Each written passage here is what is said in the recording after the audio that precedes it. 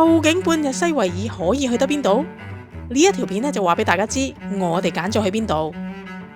離開咗葡萄牙南部，我哋就去咗呢個西維爾，開始咗我哋8日7夜嘅西班牙之旅啦。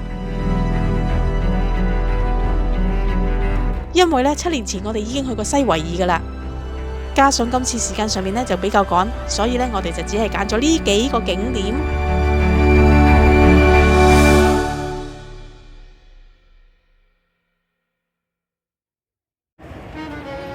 已經係下晝4點噶啦，我哋到咗呢個西維爾嘅 Plaza de Armas 巴士總站。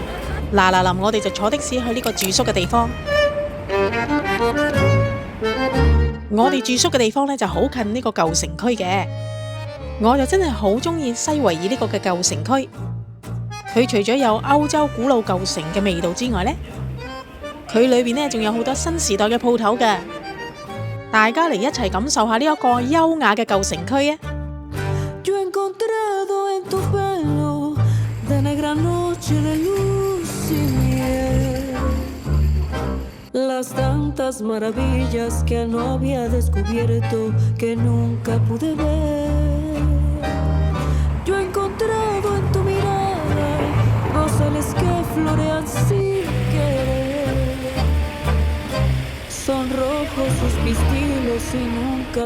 我哋發現呢個 Holy Roll 嘅甜品呢，其實就將呢個朱古力同埋 cream 呢塞入呢個雞蛋仔裏邊。雞蛋仔係香港嘅地道小食嚟嘅，依家紅到嚟呢個西班牙，勁啊！我先介紹一下呢，我哋喺西維爾嘅住宿。入門口嘅右邊呢，就係客廳同埋飯廳，屋主呢都佈置得好有心機噶。我哋租呢個單位呢，一晚都只係歐元153個半，我就覺得好抵啦。直入走廊盡頭呢，就係2間嘅雙人房。呢一個單位呢，仲有第3間房，係一個套房嚟嘅。呢一個套廁呢，就好大好正，好新淨。呢一個呢，就係屋裏邊嘅第2個廁所啦。至於廚房方面呢，就係細啲嘅，不過我哋就冇乜點用，因為西維爾呢出邊係好多好嘢食噶。有一樣要讚嘅呢，就係呢一個單位呢係有洗衣乾衣機嘅，不過呢，我哋只係住一晚就冇用過啦。喺舊城區裏邊呢，有好多靚嘅餐廳嘅，我哋去返7年前嚟過嘅呢一間 Bar Austin and Company 嘅餐廳。我哋呢一日嘅溫度呢，有成32度，好彩餐廳呢有強勁嘅冷氣啫。睇下我哋嗌咗啲咩食，我哋有呢個薯仔沙律，有呢個好地道用醋浸嘅鹹魚仔呢，有呢個嘅酥炸魷魚，呢一個呢就係傳統西班牙嘅凍番茄湯，仲有呢一個慢煮嘅鱈魚扒。我哋4個總共食咗都係歐元62蚊啫。食完飯我哋就去呢一個 Setas de Sevilla， 係一個蘑菇型嘅建築物。呢一個嘅建築物呢，主要係用木做嘅，佢裏邊呢有商場啦，同埋有休憩嘅地方。入場費呢就16歐元，有一套10分鐘嘅影片呢，介紹西班牙人嘅文化。蘑菇上面呢有一條露天嘅走廊，都好有特色，好得意嘅。佢係開放俾入場人士行嘅。喺呢度上面呢，可以氹氹轉咁睇到成個嘅舊城區噶。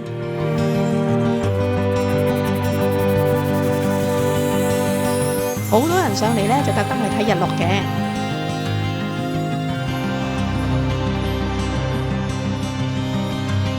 夜晚啊，仲有一個 light show 噶。呢個 show 呢，由日落之後呢到夜晚12點半噶。個蘑菇裏邊啲格仔呢係會轉顏色噶，幾靚。我哋睇夠之後呢，就返去瞓咯，因為第2朝嘅節目啊好緊迫噶。第2朝 check out 之後呢，就將啲行李呢放喺 Santa Justin 火車站附近嘅 Coin Locker。呢一間鋪頭呢，就叫做 Lock and Enjoy。Scan 個 QR code 呢，就可以預訂同埋俾錢，真係好方便。裏邊呢係有唔同 size 嘅 locker，而價錢方面呢，就跟你用咩 size 嘅 locker 同埋你放幾耐去計啦。而要攞翻啲行李嘅話呢，你就用佢俾你嗰個 code呢，就喺呢一度解鎖，咁就可以攞翻啲行李噶啦。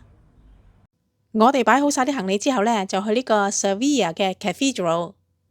呢一個嘅西維爾大教堂呢，就係全世界最大嘅哥德式教堂，亦都係全世界第3大嘅教堂。我哋呢先喺呢個網上面買咗飛先，入場費呢就係歐元18個2毫半，連埋呢個 audio guide。入門口之前呢，就去攞呢個 audio guide先。我哋就跟住呢部機嘅介紹呢，就去每一個 station 睇下有咩睇。都唔知點解天花板有條鱷魚嘅喎。入口呢，就喺呢一度入去啦。入到去第一個感覺呢，真係好震撼，因為真係好 grand，個樓底好高。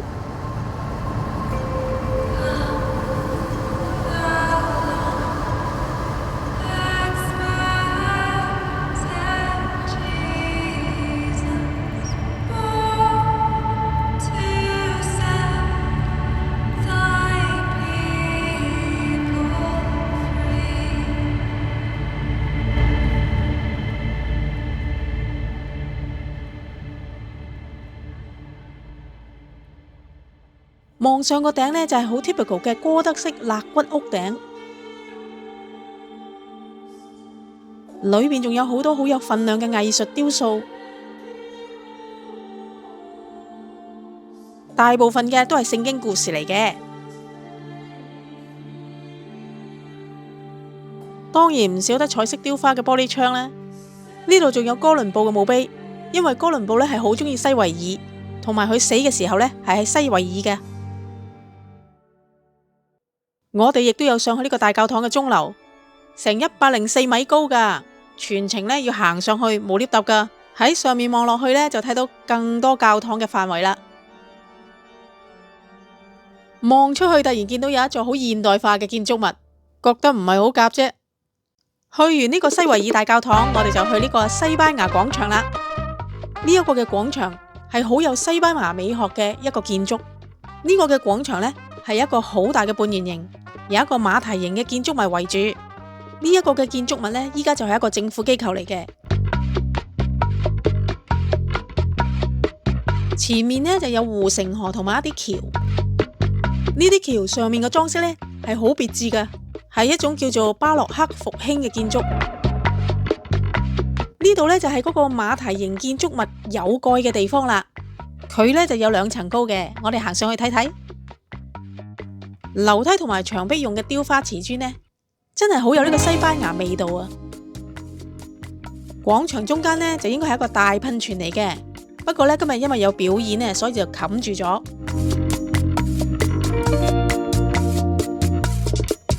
建築物出邊呢，有一格格用瓷磚砌嘅壁畫，每一格呢，就代表西班牙嘅一個地方嚟㗎。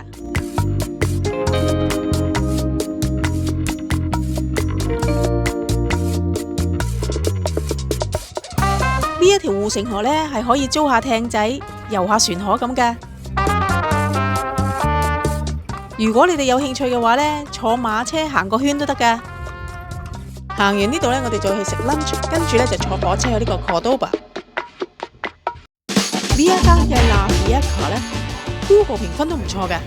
呢度呢，最主要係食 tapas 嘅，我 show 俾你哋睇，我哋食咗啲乜嘢啊？首先我哋就叫咗呢個蔬菜同埋薯仔沙律。呢一個 dip 呢，裏面係用呢個 beetroot 紅菜頭整嘅，佢就教我哋用呢啲餅呢點嚟食，幾好味㗎。嚟到西班牙之後呢，我哋就好中意食呢啲鹹魚仔嘅。呢一個呢係一個齋嚟嘅，裏邊呢係用呢個黃薑粉同埋其他呢個蔬菜整嘅。嗱，呢一個呢就正宗嘅西班牙肉丸啦。唔講唔知，原來西班牙人呢就好中意食啲蝸牛。呢一個呢就係傳統嘅西班牙蛋餅。嚟西班牙呢，就一定要試下呢一個嘅蛋餅啦。西班牙同葡萄牙呢都係一樣，好中意食呢個八爪魚嘅。成餐飯我哋4個人啊，都只係食咗68歐元啫。呢一個嘅 Santa Justa 火車站呢就好大嘅。我哋今次呢坐呢個 EO 火車，其實貫通西班牙嘅火車呢有幾間公司嘅，EO 呢就其中一間。大家可以睇下呢個車廂啊，座位呢就係非常之寬敞嘅。真係好舒服。我哋之後坐火車去呢個 Cordoba 呢，車費只係21個6歐元。由呢個西維爾坐火車去 Cordoba， 只係45分鐘嘅啫。下一集呢，我哋就去呢個西班牙南部一個城市 Cordoba。Cordoba 本身呢都係一個歐洲嘅古城。Cordoba 呢係一個俾基督教同埋伊斯蘭教影響好大嘅一個古城。裏邊好多建築物呢就係非常之獨特嘅。同一個建築物裏邊呢係滲入咗基督教同埋伊斯蘭教嘅影響。